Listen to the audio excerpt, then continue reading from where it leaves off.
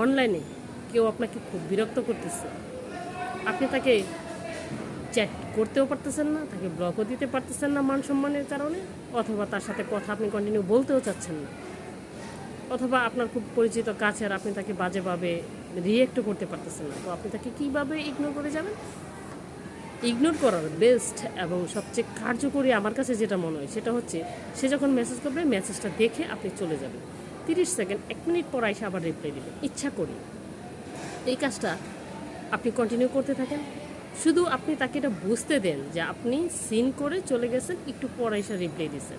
এই কাজটা আপনি 7 দিন 15 দিন বা 1 মাস করেন সর্বোচ্চ, আপনাকে তো কোনোদিন মেসেজ দেবেই না, যত প্রাণের আর জিগারি মানুষই হোক না কেন, আপনাকে কখনো রিপ্লাই দেবো না, এমনকি আপনার ব্লক দিতে হবে না, সেই আপনাকে ব্লক দিয়ে চলে যাবে। এটা 100% কার্যকরী, পরীক্ষিত।